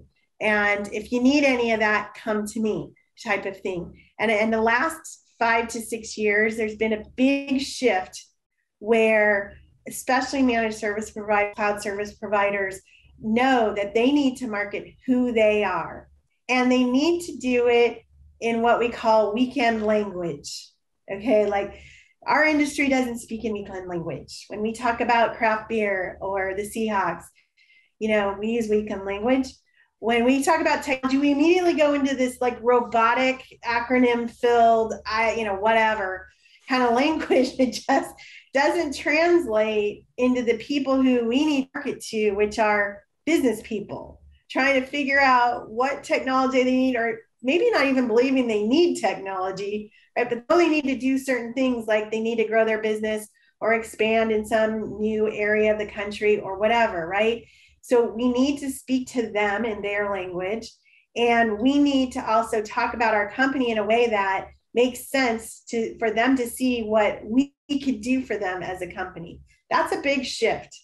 And you got to invest in that. You can't do that but through vendor programs or distributor program. That's not going to work. What you got to do is invest in who you are as a brand. And then you can do that by hiring an outside firm that could help you sort of get at that heart of questions. What do they most value about me, and what are things that I do that they can't live without? Like, they can help you to really get answers to those questions. And then when they do, they can help you really build out your messaging and what you should look and feel like, and how your cool service that you're already delivering so many referrals can just get amplified even more. That's what those agencies can do for you. They can also do very specific things like, digital marketing campaigns aimed at specific markets that maybe you don't have data on or you don't know much about. They can help you in very specific ways like that. But it's always good to have someone on your team who owns that. Don't ever get into an agency sort of relationship where all of your marketing is you just kind of put it over there on that agency and expect it's all going to happen for you the way you need it to. Just in the same way that all of our managed service providers act as like a CIO or a technology expert sitting at the table with their business clients, you need someone on your side of your fence and your table owning what that marketing engagement and output and results need to be for your business too. One of the I think mistakes that a lot of people make about marketing is they think about it as an occasional or a one and done kind of effort. Like, yeah, I need some new customers, I'm going to do a little marketing for the next week. Or, I'm going to send an email blast out to a bunch of people one time and then just expect a bunch of leads to come flowing in. What kind of advice would you give folks in terms of, the importance of persistence and patience in marketing? Yeah, I would tell you, even what you would imagine to be some of the most sophisticated companies do that and expect that. So it's not just a channel partner, thing, right?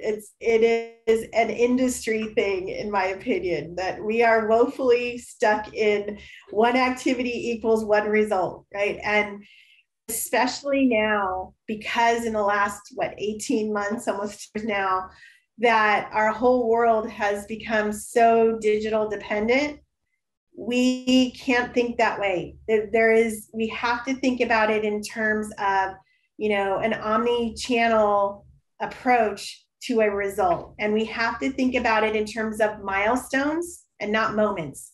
So, our channel and our industry is very much enamored with moments. Like, we're going to go to this event, and then we're going to do this thing, and then we're going to have this meeting, and right. These are moments, and they're all good, but they need to add up to a milestone of what we're trying to achieve. And that milestone needs to be tied to a business result of some sort, whether it's driving some kind of bottom line sales, or if it's driving to some kind of influence of how you're trying to enter into a new market and get people thinking that you are the expert in that market.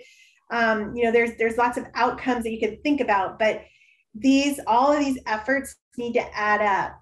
And the cool thing is that there are now tools. There's way too many of them, thousands of marketing tools now, marketing automation tools and web tools and social media. I mean, it's mind blowing. You could spend millions on tools. And I feel like sometimes our channel partners get caught in a trap of that, of wanting to get the tools in place because we're technologists and we like the tool part of it, versus it really with marketing is more about what the result is that you're aiming for and the process that you're going to use to go do that.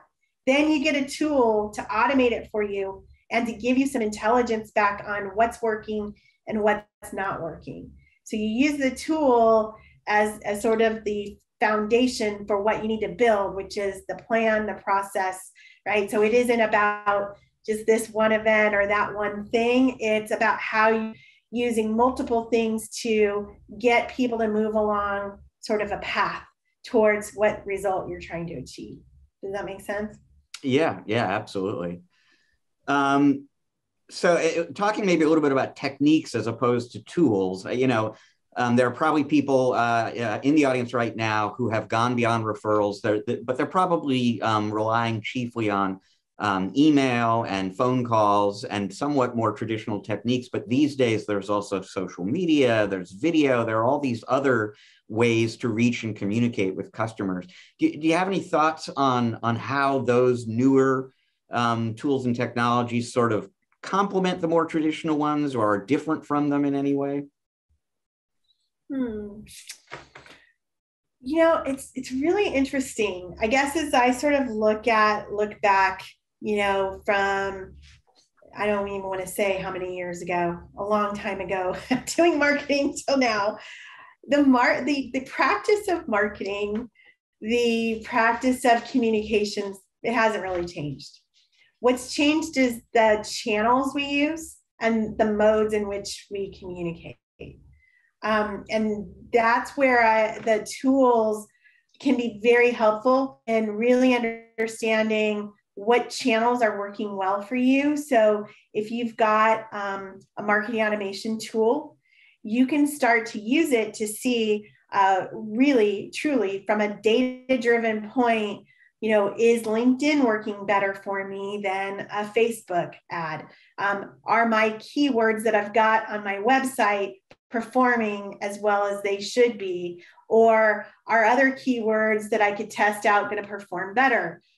This is where the science part of marketing has really become a key enabler to what the traditional side of marketing always was, which is, understand your customer, figure out what you do that they need, connect with them in some, way that is meaningful and authentic. Like all that stuff hasn't changed. What's changed is using science and technology to be able to do that in a much more scaled manner and to do it even kind of ironically in an even more personalized way. And going to those targets that you really know more about and giving them something that they care about or they want to hear about, not just spamming them to death because you sent 5,000 emails out to, people trying to hope that they're going to want to respond or whatever click rate you're going to get on responding back to that. Those days are over. Yeah, I want to expand on that just a little bit and ask, there are traditional methods of marketing and communication channels. So let's say that someone is like Rich said, is doing these things and they're not kind of getting the results they want. What are some other ways or other channels that exist that maybe are more creative that that they're not thinking about? Like what are some ways, some underutilized channels of communication that work? Well, I mean, what's kind of interesting is we're going back to snail mail because, we get way too much email. So cool things in the mail are catching attention.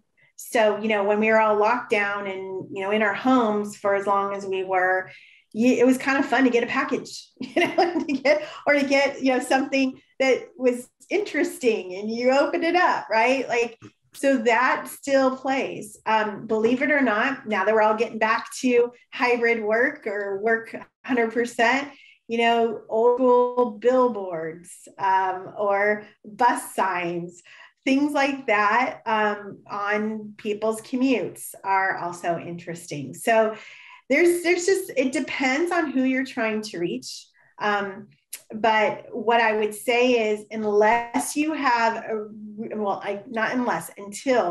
you have a really good idea of who you are as a company and what you can really do for the customers that you're trying to serve, no channel is going to work for you. Like there's not like the silver bullet of channels, it really, they'll all try to sell you that, all the channels, LinkedIn or Facebook or Google, or they'll all tell you how absolutely amazing their channels are going to be.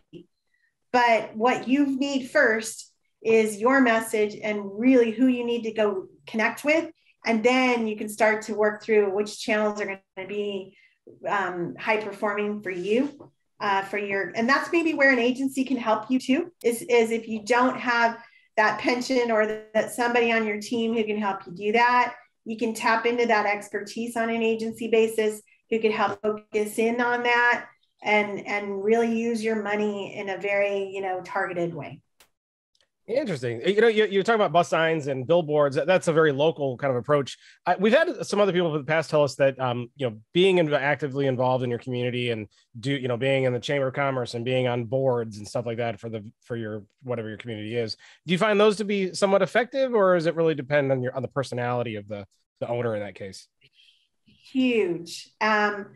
And it's huge. And thanks for bringing that up, Matt, because people buy from people, really. And in our business, there's a lot of trust that has to be put in place before a company is going to kind of hand over, especially something as scary as cybersecurity support or, running their entire network, right? So those kinds of things really build that trust and that credibility. There is several of our partners have used that in such powerful ways in their market.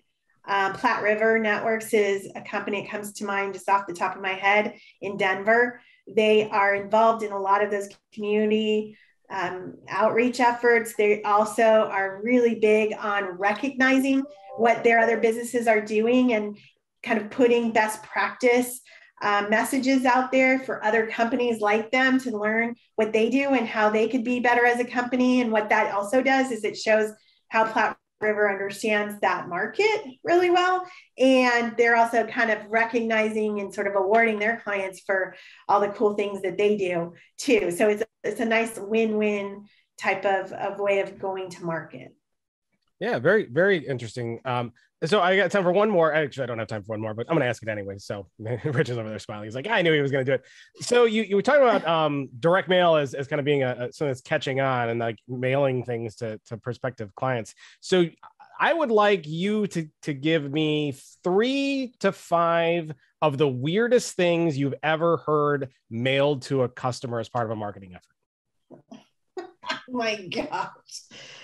3 to 5 weird things. I don't know. There's been some weird things. You kind of stumped me, Matt. I try to think here. What are some weird things? Well, one weird thing, it was just kind of like I got mailed this huge giant box and there was like a card in it. So it was like this giant box with this little teeny tiny card with a URL on it. Okay. And in this day and age of cybersecurity, like everything, don't do anything, don't go. Why would anybody do that? Send me to some random website that without any context in a big box. Like that was kind of weird. There's a lot of cards for, I'm going to be cute and, let's have a virtual cup of coffee and those kinds of things. Yeah, it's all weird, but it's kind of overused, right? I think the best thing that honestly you could do is get everybody in your team to kind of focus on putting on their signature line, a little line about your company and what they do, because those emails, our industry uses a lot of emails with their clients. And, that is just a reminder. Do other things like send your client a thoughtful gift that they would really like. So one thing that came to mind was there was a client that was doing a new remodel, and the technology provider was helping this client with that remodel because they had to have some technology put into their, it was sort of like building out a modern office kind of thing. And so they had a lot of the plans and so forth. So they sent them a really cool rendering of their new office and their plans in a form of a picture. And they sent it as like, hey, thank you for allowing us to help you with your, the birth of your new office kind of thing. I thought that was really cool because it had really nothing to do with technology. It had everything to do with the value that partner was providing as part of a big overall effort for that client. So being, intentional and purposeful about what I think is better than weird stuff. So no mailing pot-bellied pigs to prospective clients in the future. How about this? How about this one though? How about if you got a customer you're marketing to and you think something's going to happen, you send them a bag of concrete. So like a bag of ready mix, and then with a little card that says, "Let's solidify our relationship." Okay, yeah, that would be a bad idea for a couple of reasons. One, that would cost you a freaking fortune, and two, that's kind of scary, isn't it? Like, I don't know. You expect to be in the concrete at some point? I don't know. No, the bag of ready mix. Like you just add water, and then. No, I guess I got to work on my marketing. I got it. Well, back to the craft beer. I have to admit that all of us in this industry have kept the alcohol and beverage business very much alive in the last 18 months between craft beer shipments and wine and food and all kinds of stuff. We're doing a lot of virtual tastings of whatever, and it's been really fun. But yeah, we're definitely keeping that industry alive. Well, that's great stuff, and really good ideas and really good advice and practical things that people can act on. So, unfortunately, we are out of time, but I want to thank you so much for being on and talking to us. Marketing is an area where a lot of people struggle. So, any little tips and pieces of advice that can help drive that for Channel Pros is certainly appreciated. I know. So, if anybody wanted to learn a little bit more about you, get in touch with Ingram, find out what Ingram can do to help them with their marketing. Those kinds of things. Where can they go? How can they find you? Well, there's lots of information about agency Ingram Micro on imaginext.com and ingrammicro.imaginext.com. Check it out. And, we'd love to be able to help partners in any way that we can and help them grow and really imagine what they can do next in their businesses. That's what we're all about. Awesome. And if they wanted to connect with you, are you on like the socials and there's always do that? LinkedIn, Jennifer Anaya. Let's see, I'm on Twitter as Jennifer ID8 and Instagram, Jennifer Buyer Anaya. You can find me, any social channels. I'd love to chat. Awesome. Well, I hope they reach out to you, and best of luck with your horse jumping. I hope that the horse picks that up, and best of luck to your 16-year-old on the soccer field. Hopefully she's got a lot of success and win some games. But with that, thank you so much for being on. We're going to take a short break. When we come back, we're going to be joined back on the other side with Charles Henson. We're going to wrap up the show. We're going to have a little bit of fun. It's going to be awesome. You're not going to want to miss it. Stick around. We'll be back in just a few.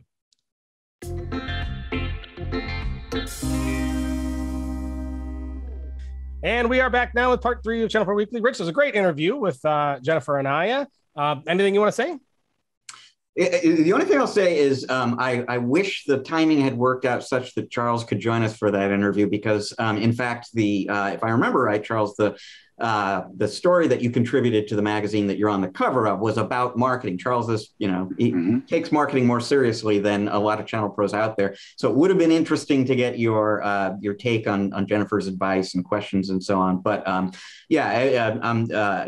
anytime that we can kind of train a spotlight on marketing, I take advantage of that opportunity, especially if we can do it with somebody like Jen, because it is a topic that it's unfamiliar to a huge portion of our readership, and it's something that they really, really need to be thinking about on an ongoing basis, basically, not occasionally. Yeah, it's a very overlooked area, mostly because a lot of channel pros are technical people, and they're not always the most business savvy, and marketing is often like black magic to people like that. And they need help. So it was all good stuff. Glad to have her on, and hopefully we'll get her back down the road, and hopefully Charles will be able to join us for that. So we're going to move on. We're going to have a little bit of fun before we wrap up the show and talk about what is coming down the road, what might be what we might have missed. So we'll get to that. But first, Charles, we're going to play a little game with you. We haven't played it in a few weeks. It's called 5 Questions. Drum roll there. What is 5 questions, Charles? I'm glad you asked. So the little game we play with our guests, what we're going to do is Rich and I will make up 5 questions on the fly to ask you. They can be about anything and everything. Guaranteed they'll be off topic. Guaranteed mine will probably be ridiculous. And then we'll just kind of see what you think. There's no gotchas, nothing to embarrass you. It's just to learn a little bit more about you and have a little bit of fun. Are you ready? I don't know if I'll ever be ready for that. Boxers or briefs, right? I mean, who knows? Who knows what you guys are going to ask? But let's go for it. Let me dry and get the sweat,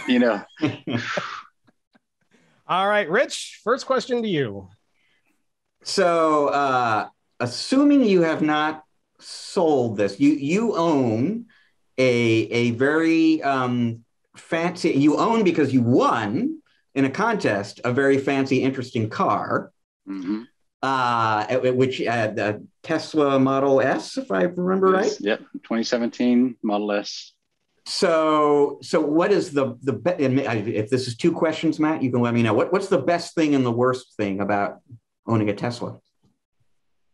The best thing is never having to worry about gas prices. Like literally, like I could care less. And my wife's like, "Have you seen gas prices?" I'm like, "Nope, I haven't." So that's number one. Like I literally don't have to worry about that. The worst thing is forgetting to charge it.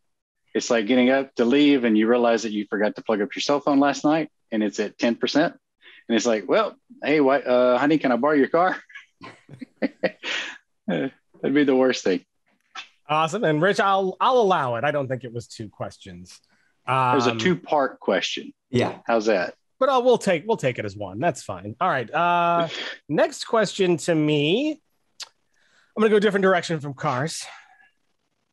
Let's say you could be a fly on the wall at any moment in history to oversee something. What would you want to be the fly on the wall seeing in anywhere in history? What would it be? See any major moment? Probably the debrief of JFK. I mean, isn't that the biggest mystery of all time? Like, who did it? Was it really one shooter? Did they get the right guy? Was it a setup? Like being a fly on the wall of hearing whether or not, what actually happened. Did they really just pin it on this guy? Were they covering something up? I think that would be pretty cool to have seen that. What is at the end of that movie? They're like, what really happened to JFK? And they like hide it in the church pew. And, the guy goes and he's like, oh my God, that's so interesting. Because it's that what really happened, right? Was that National Treasure? It was National Treasure. Yeah, I thought that scene sounded familiar. Rich, what would you want to oversee? I'm going to throw it to you because I can do that.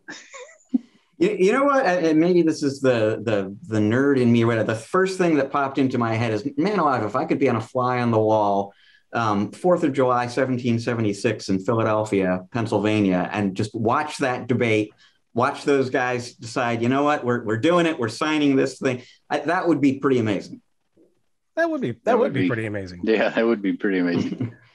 Now, Rich, I put a lot of thought into this, and I'm going to tell you that I think if I could go back in time and be a fly on the wall at any moment, I would want to be in the conference room at Skywalker Ranch, where George Lucas and his team were talking, and someone came up with the idea and said, we should have a character called Jar Jar Binks. I want to know the total horrible person that said, that's a great idea. So we know who to blame. And then fly into their mouth maybe before they can actually say anything. And, you could potentially shut that out. Just stop it from happening. History changing, Rich. Yeah. Charles, you can't see Charles at the moment, but he was over there. He was practically doubled over. He was laughing his butt off with that one. Good stuff. All right, Rich, question number 3 to you. So I have only been to Nashville once, Charles, and I did not have time to visit the Grand Ole Opry. Should I do that to kind of check it off the list, or is that a touristy kind of thing that you don't actually recommend? No, I would absolutely recommend it. Jack Daly, the author of Hyper Sales Growth, it was actually on his bucket list. He has his public bucket list. And I was able to call him up and say, hey, I'd like to take you to the Grand Ole Opry because it's on your bucket list. So I attended the Grand Ole Opry with Jack Daly of Hyper Sales Growth. And that was an amazing evening. We went out for dinner and we got to talk over a couple glasses of wine about business and sales. And then we went to the Grand Ole Opry. We had several other people meet us there.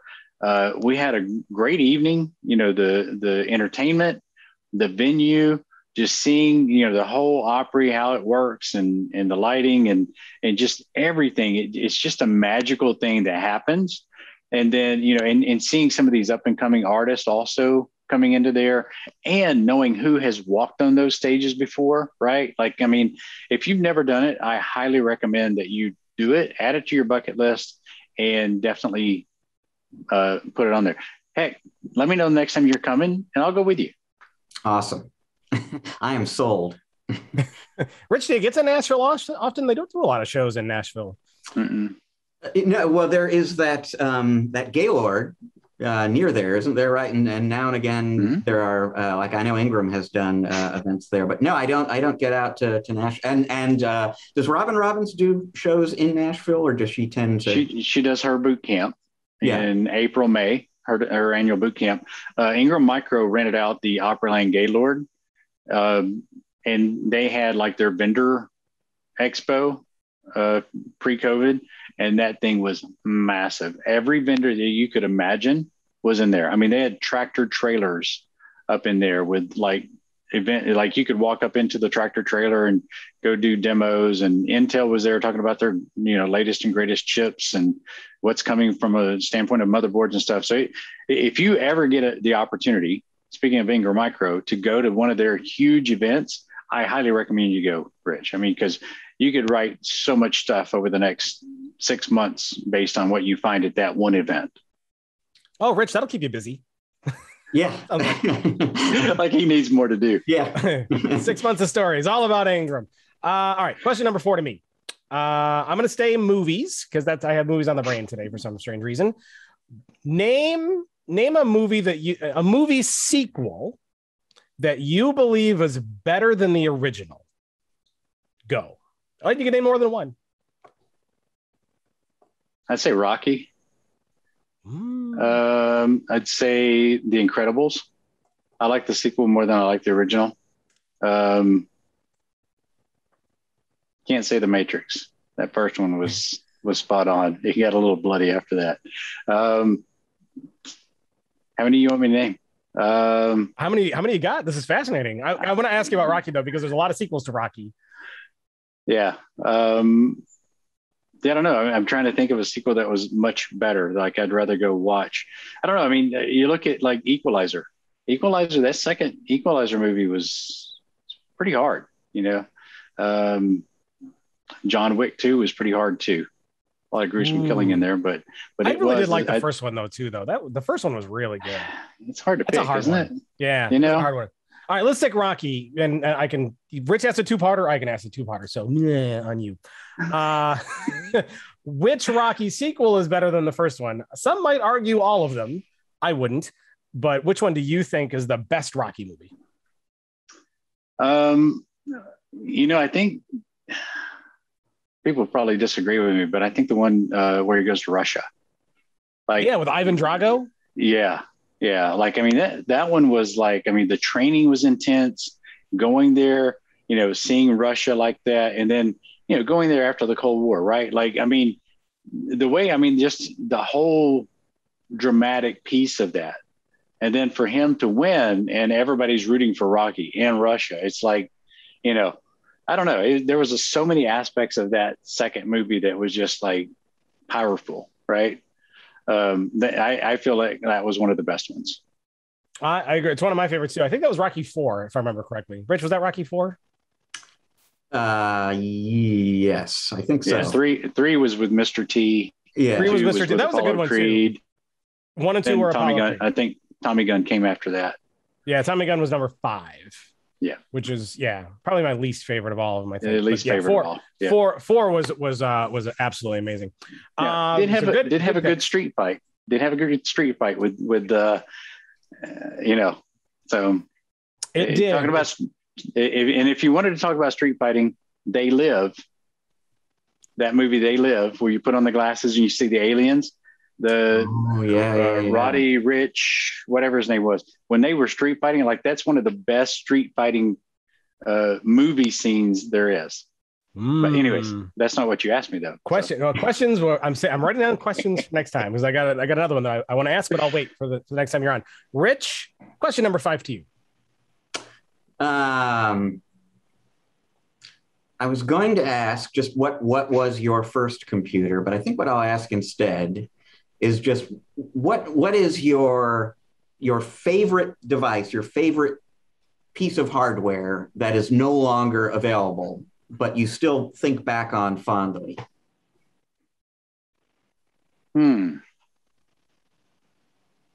That's interesting, because now you got a phone that has most of those devices encompassed in it, right? That's kind of like what Matt and I were talking about prior to the show, is like, it does everything now except for makes good cell phone calls.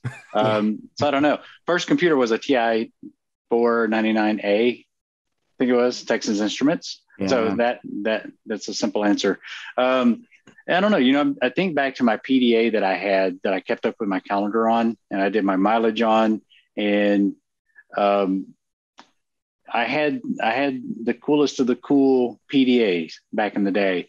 There was a warehouse here in town that would buy truckloads of stuff, and I went in there and bought a skid full of PDAs one time for like $300. Brought them home, and most of them just needed to be cleaned up or wiped and reloaded and stuff like that. I don't know, I made probably $4,000 or $5,000 off that skid of PDAs.